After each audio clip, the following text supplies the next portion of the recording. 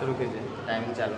Hi student, आज हम एक टॉपिक लेकर आए हैं जिसका नाम है समास। इससे पहले हम लोग का एक टॉपिक था संधि, जो संधि हम लोग अभी तक पढ़ चुके हैं, जिसमें स्वर संधि, व्यंजन संधि और विसर्ग संधि पढ़ चुके हैं। उसके आगे का टॉपिक है समास, जिसको इंग्लिश में कहते हैं कंपाउंड। और इसको हम विग्रह करेंगे या तोड़ेंगे या संधि करेंगे तो संबंध आस से बना है। सम का मतलब होता है समीप यानी नजदीक, और आस का मतलब होता है जोड़ना, यानी दो शब्दों या पदों को आपस में जोड़कर नया शब्द बनाने की प्रक्रिया को समास कहते हैं। समास का अर्थ होता है संक्षेप। अब यहाँ देखेंगे उसका परिभाषा कि दो या दो से अधिक पदों या शब्दों के मेल से नए शब्द बनाने की प्रक्रिया को समास कहते हैं। जैसे कि हम यहाँ देख सकते हैं कि अगर हम लिखे कि गिरह कट, गिरह कट, इससे हम कहेंगे समासिक पद। इससे हम कहेंगे समासिक पद। गिरह कट, जैसे में गिरह कट है, इसे हम कहेंगे समासिक पद। अब इसको हम क्या करेंगे, तोड़ेंगे। गिरह को काटने वाला, गिरह को काटने वाला, इसको हम बोलते हैं समास विग्रह। समास, इसे हम कहेंगे समास विग्रह। उसके बाद इसमें दो पद होते हैं। एक पहला पद होता है जिसे हम कहते हैं पूर्व पद, और दूसरा पद होता है काटने वाला, इसे हम कहते हैं उत्तर पद। तो यहाँ देख रहे हैं कि गिरह कट, जिसे हम समासिक पद कहते हैं, इसको कहते हैं विग्रह। गिरह को काटने वाला, इसे हम कहते हैं समास विग्रह, और इसमें दो पद होते हैं, एक पूर्व पद और दूसरा उत्तर पद। अब यही कारक का विभक्ति चिन्ह लोप हो जाता है, लोप यानी गायब हो जाता है, तो इससे बनता है विग्रह। इसमें कारक का जो विभक्ति चिन्ह लगता है उसे हम कहते हैं तत्पुरुष समास।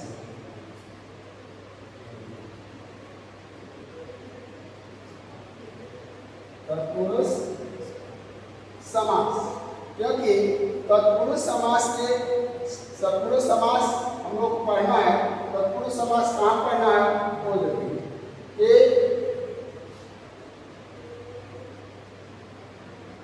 यहाँ ध्यान देंगे कि अब दूसरा देखेंगे कि समास के भेद।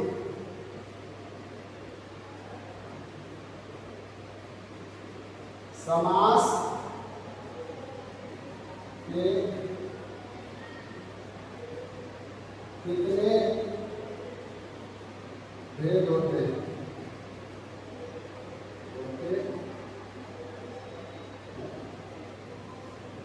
अब दूसरा टॉपिक इसी का है समास का, कि समास के कितने भेद होते हैं।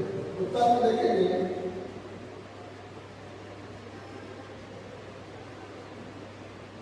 समास के 6 भेद होते हैं।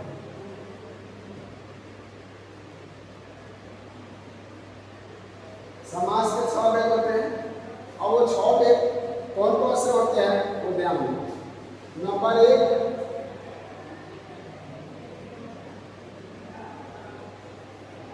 अव्ययी भाव समास।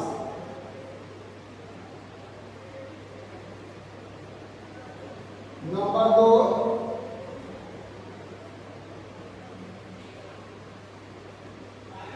तत्पुरुष समास।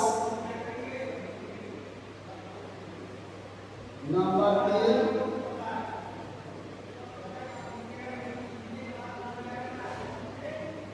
पदधारक समास। नंबर 4,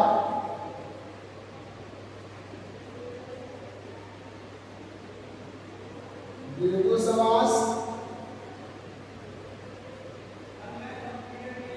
नंबर 5,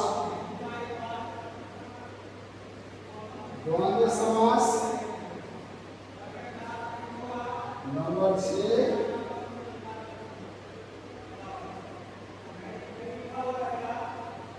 बहुब्रीहि समास।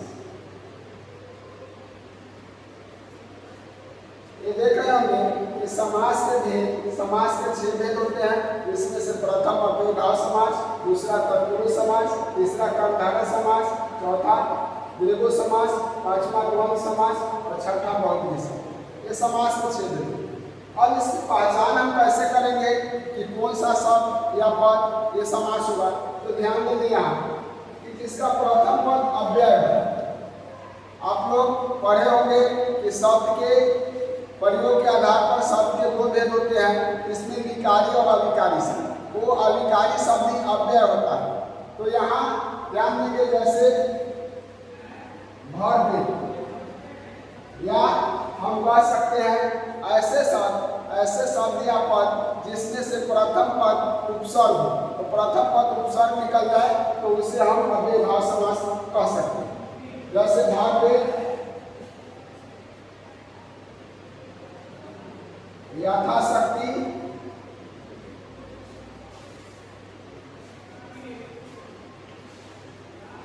यथासंभव।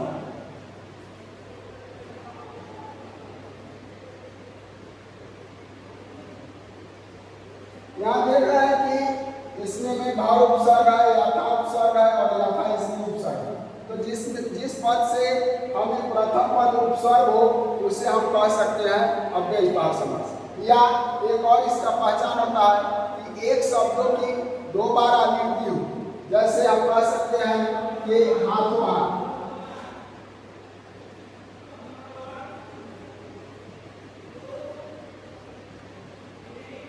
हाथों हाथ। या इसको हम विग्रह करेंगे तो हाथ ही हाथ होगा, यानी एक शब्द का 2 बार आवृत्ति हो रहा है, तो उसे हम कह सकते हैं अव्ययीभाव समास। आगे देखेंगे तत्पुरुष समास। तत्पुरुष समास में के जो भेद होते हैं वो 6 भेद होते हैं। 6 भेद कौन से होते हैं? आप लोग कारक पढ़े होंगे। कारक में जानते हैं कि कारक और विभक्ति चिन्ह होता है। कारक का नाम अगर ना पढ़े होंगे तो देख लीजिए इसको कि कारक का नाम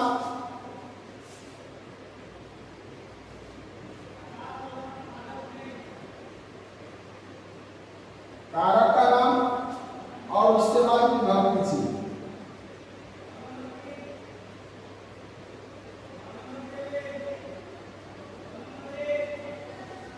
विभक्ति चिन्ह नंबर 1 है कर्ता कारक। कर्ता कारक का विभक्ति चिन्ह जो होता है वो नहीं होता है। दूसरा कर्म कारक, इसका विभक्ति चिन्ह को होता है। तीसरा कर्म कारक, जिसका विभक्ति चिन्ह से होता है। चौथा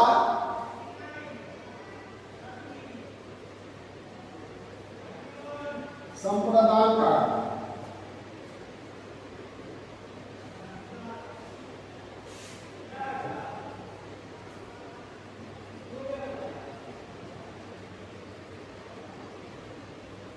इसका विभक्ति चिन्ह के लिए होता है। उसके बाद 5 नंबर में है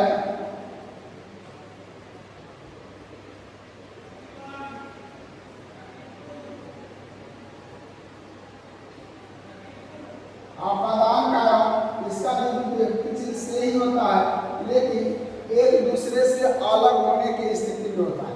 जैसे गंगा हिमालय से निकलती है, यानी गंगा हिमालय से निकलती है, हिमालय अलग हो गया और गंगा उससे निकल गई।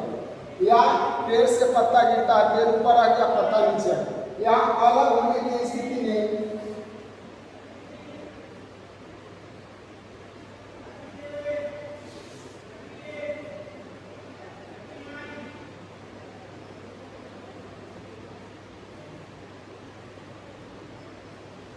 यहाँ तो से होता है अलग होने की स्थिति में।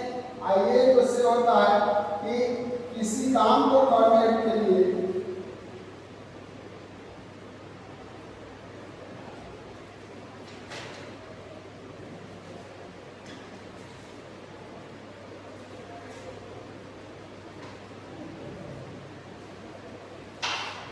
वस्तु का इस्तेमाल करते हैं।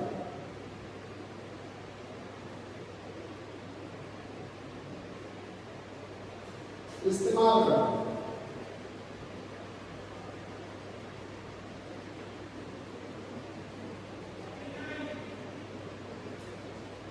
दोनों के विभक्ति चिन्ह में एक फर्क है कि किसी काम को करने के लिए जिस वस्तु का इस्तेमाल करते हैं। जैसे राम ने रावण को तीर से मारा, राम ने रावण को मारने के लिए तीर का इस्तेमाल किया, एक वस्तु का इस्तेमाल किया, वहां पे से होता है और इससे का मतलब होता है अलग होने की स्थिति। उसके बाद होता है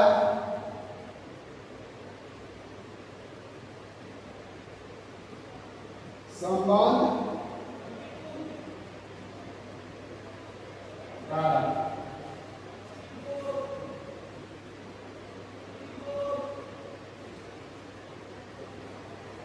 काटे की, उसके बाद अधिकरण,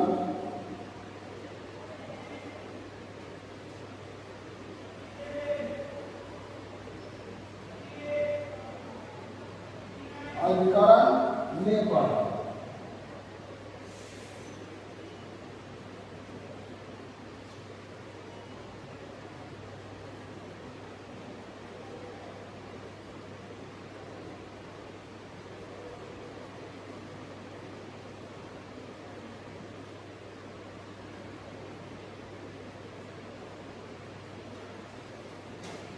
इसको नोट कर लें। यानी कि कारक का नाम और विभक्ति चिन्ह। कर्ता कारक, इसका विभक्ति चिन्ह ने होता है। कर्ण कारक वो होता है। करण कारक से होता है। किसी काम को करने के लिए जिस वस्तु का इस्तेमाल करते हैं। संप्रदान के लिए होता है।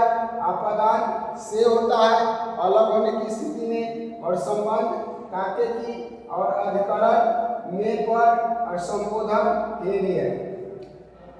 समास पढ़ाने के बाद समास के टॉपिक में हम इसको इसलिए पढ़ा रहे हैं कि आगे हम लोग अगर पढ़ रहे हैं तत्पुरुष समास तो तत्पुरुष समास के 6 भेद होते हैं।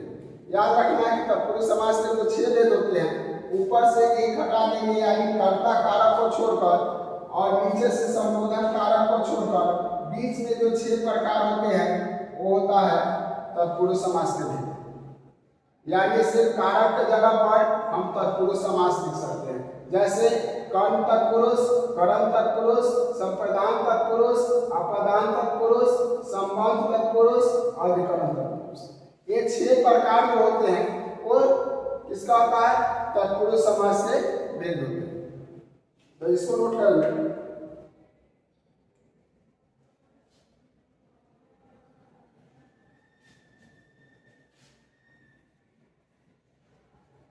अब यहां से हम लोग तत्पुरुष समास की पहचानेंगे कैसे हो जाएंगे।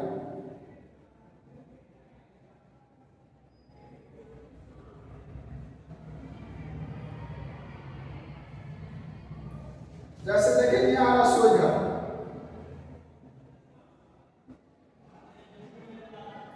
अगर इसको हम विग्रह करते हैं, तोड़ते हैं तो होता है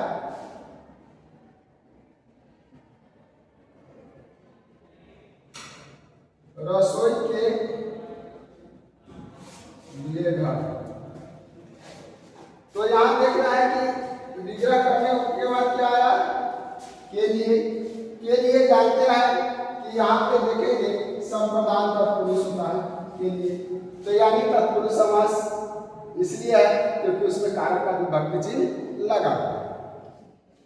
या हम कह सकते हैं विग्रह कर, या विरहा को कर सकते हैं विरहा कुल। इसे हम अगर विग्रह करेंगे तो विरह से आकुल। यहां से जो है कारक का विभक्ति चिन्ह लगा हुआ है, इसलिए और लगा तत्पुरुष समास। ठीक है। अब आगे हम लोग जानेंगे कर्णधारय समास। कर्णधारय समास की पहचान।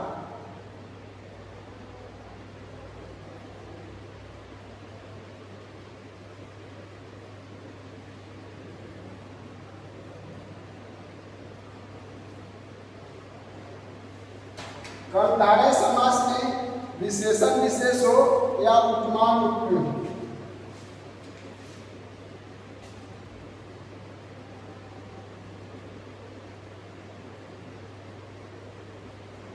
विशेषण विशेष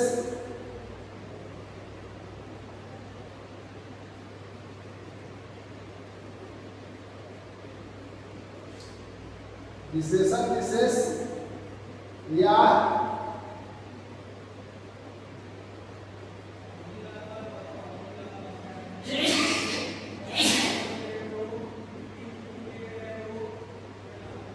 विशेषण विशेष या उपमान उपमेय।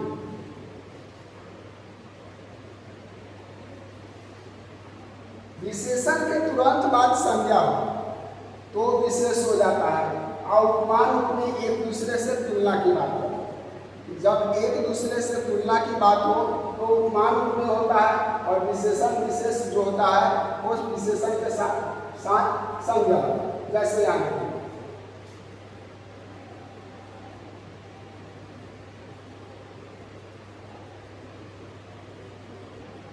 जैसे नीलगाय,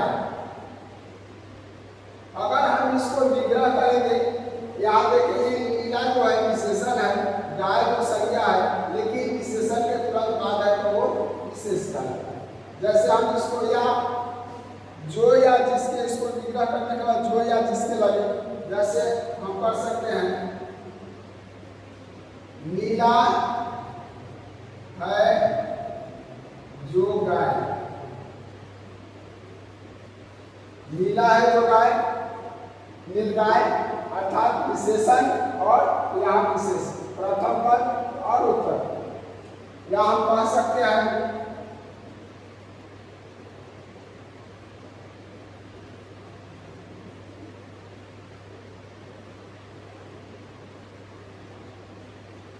काली मिर्च, काला है जो मिर्च, काला यहाँ पे विशेषण है,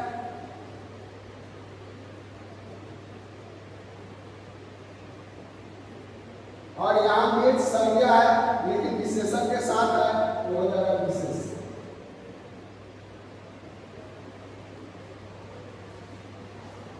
तो यहाँ विशेषण के साथ विशेष है, तो विशेषण विशेष जिसमें होता है वो कहलाता है कर्मधारय या उपमान उपमेय, एक दूसरे से तुलना करना। जैसे हम कह सकते हैं चंद्रमुख,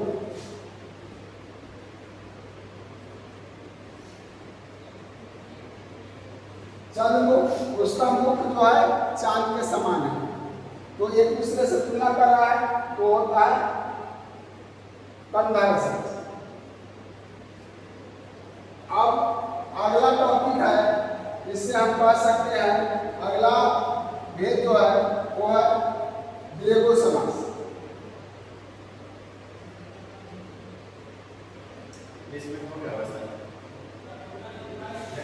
द्विगु समास 18 में द्विगु समास का पहचान होता है प्रथम पद संख्यावाची हो और पूरा पद एक समूह यानी ग्रुप का बोध करा। जैसे देख सकते हैं कि तिरंगा, चौराहा,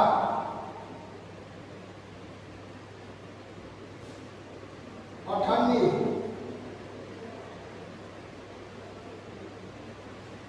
यहाँ देखिए तिरंगा को अगर हम विग्रह करेंगे तो 3 रंगों का समान होता है, चौराहा 4 राहों का समान होता है, अठन्नी 8 आनों का समूह होता है। यहाँ देख रहे हैं हमेशा एक प्रथम पद संख्या का बोध कर रहा है। देख सकते हैं तिरंगा, चौराहा, चौमासा भी कर सकते हैं, 4 राहों का चौमासा,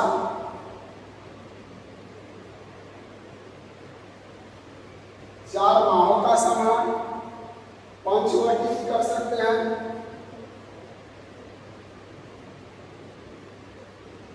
पंचवटी भी कर सकते हैं, चौवन्नी भी कर सकते हैं। तो इसका जो पहचान होता है प्रथम पद संख्या हो और पूरा पद एक ग्रुप, एक समूह का बोध कराता हो, उसे हम कह सकते हैं द्विगु समास। तो आप लोग यहाँ देखें कि समास समास में एक कारक का विभक्ति चिन्ह याद रख लेंगे, क्योंकि विभक्ति चिन्ह से तत्पुरुष समास की पहचान करने में मदद होगी और तत्पुरुष समास में कारक का विभक्ति चिन्ह जिसमें लग रहा है उसे हम तत्पुरुष समास करते हैं। तो आपको टोटल नोट करेंगे और इसको अच्छे से याद करेंगे। आज के लिए इतना ही, फिर आगे हम इसी टॉपिक को आगे अगले क्लास में